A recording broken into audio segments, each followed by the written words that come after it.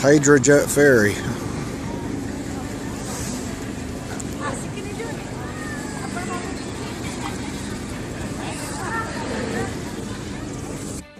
Fur Company store.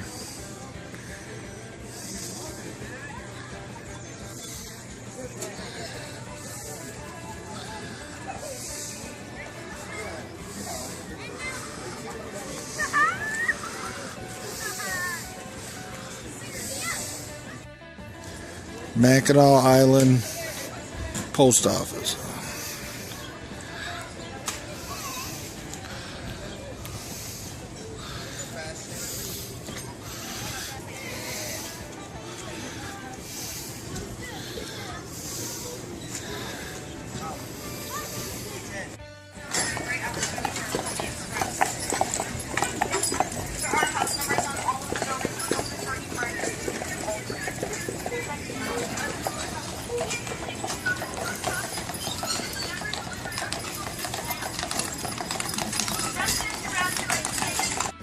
If my volume is too high or too low, let me know.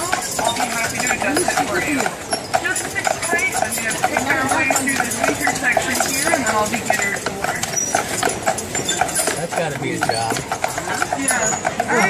I win every game of chicken, so it's okay. Grand Cottage. The Grand Cottage is the former home of William Backhouse Astor. He was the son of John Jacob Astor, and he did all of his father's fur trading business for him here on Mackinac Island.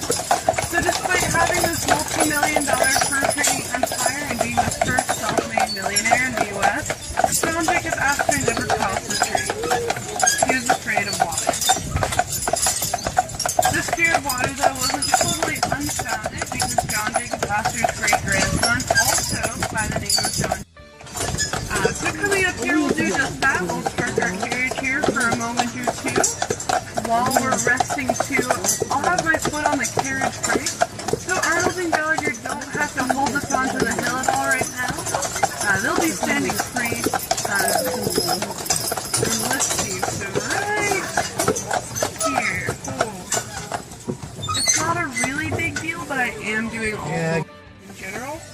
But we have the world's only horse-drawn radio dispatch 24/7 taxi service, which is a mouthful, but I did it. You'll also notice our veterinarian's office is at the right side of our taxi barn. Now we have 2 full-time vets to take care of our horses. And let's see, so, and we keep our vets pretty busy. So we put a lot of routine care into each and every horse. Just for a few examples, everyone gets routine vaccinations, monthly deworming, at least.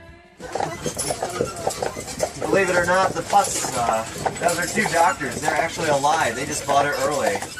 You can see, it's pretty expensive, and the more it fills up, the more expensive those plots get. So they got theirs early. They're both doctors, and they actually live right in the Little Grand Hotel. It's the Little Grand is what it's called. It's a tiny little 25, taking it right here, a tiny little 25,000 square foot house. Yes, on the East Bluff. Really hope I don't hit this tree here. Horses coming through. Man-eating horses got some meals on wheels there. All right. Okay, I don't think I hit any of them either. Those are some tourists there in their natural habitat. Don't feed them any fudge. Now on our left here we do have everyone else, or the Protestant side. Your walls are holy enough already. I didn't need to hit them with my horses. Yes, the Catholic side is fittingly very rigid and stony. Now here you'll see a green sign. That's where Harriet Mitchell's buried. She is the oldest side on the Protestant side that we are aware of. You see, she died in 1833. But they weren't really good at keeping records of who passed, and the only way to tell was on headstones. And headstones after 170 years, they tend to lose their, tend to decompose a bit. Now, Harriet Mitchell lived to the ripe old age of 83. 3 times life expectancy back then. It's believed that she lived so long that she never married or had kids, so take note, children on board. Now you will see that the U.S. Post Cemetery of Fort Mackinaw is right here on our left. There are 109 graves inside. 108 of them are U.S. soldiers. One of them is Edward Biddle. He's buried in the upper left corner. He was a surveyor and police officer here on the island, so he was rose to prestige, so they buried him back. Carriage would fit through it. That's right. It's not tall enough, and also it's not really going over the road, so not too practical if you ask me. But I guess it's a good thing, because if a hearse were to go under with the horses, it wouldn't fit. You see, the architect didn't make it tall enough. He measured for the height of the... Yeah, it's kind of a disappointment, just a little hole in the wall there. Yeah, people bike out here, children drag their parents a half mile from the city to see it, and then they look and they're like, they start crying, they say, that's it, Daddy. Why?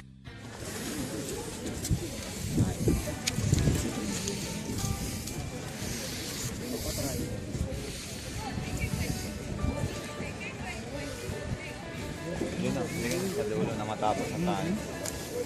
Pwede pa lang meron ng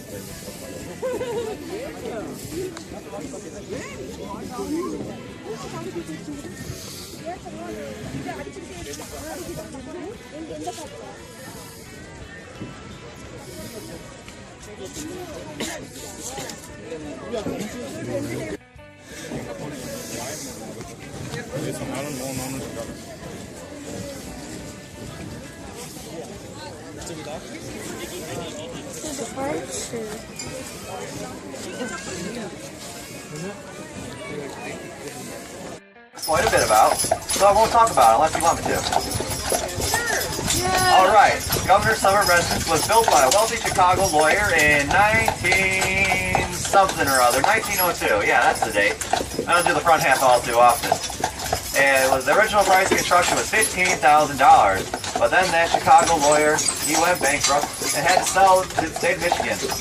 And he sold it for the original price of construction, $15,000, but he had a clause in there saying that if you wanted to, if the state ever wanted to sell it, they'd have to sell it back to his relatives. So I recommend checking up on your lineage. And see, memory lasts 1,000 pictures. That's it, I think, right? I got at least half of that right.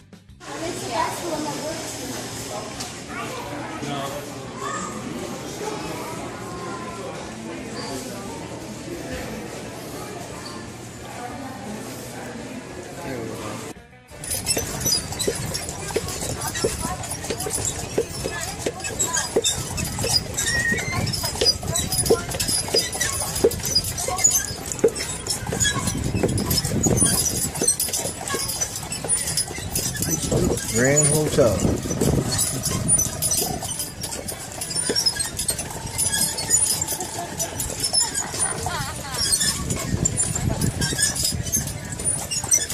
Alright, now let's get the wolves jogging.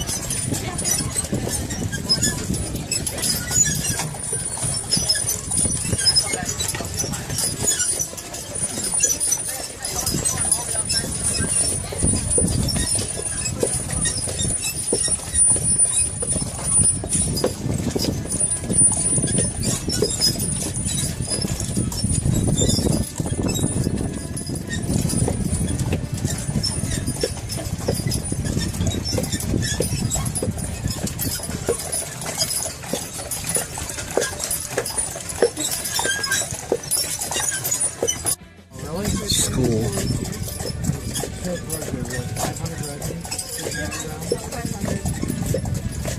Some of the students who go to that school are teaching students only, so they only attend the school when their parents are here working on the island, and then they attend school somewhere else during the rest of the year.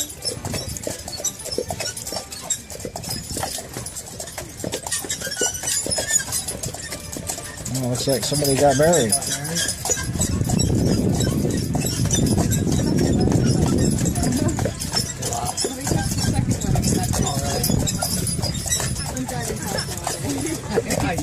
Right, see a lot of different stuff.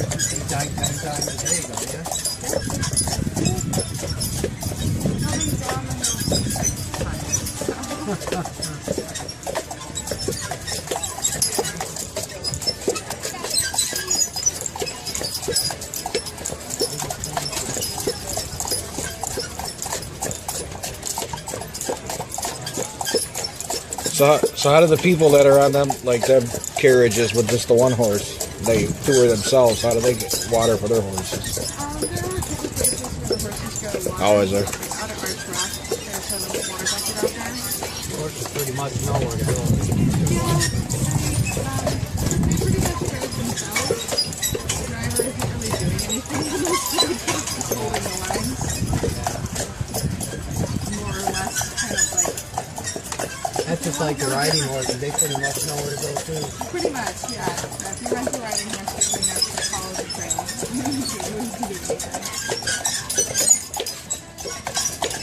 Features of habit.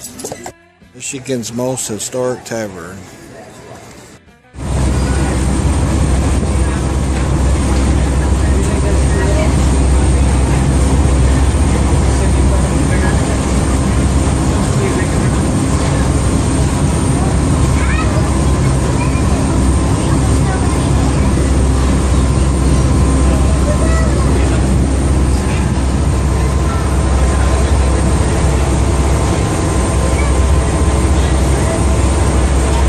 Peninsula, Michigan.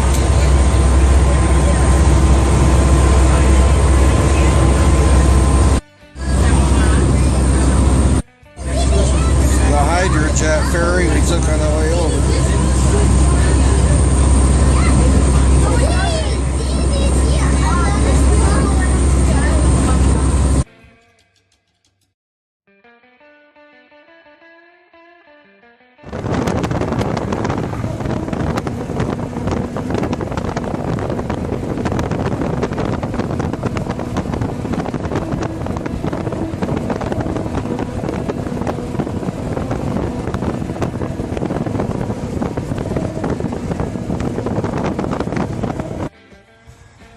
You can see a long ways out from here.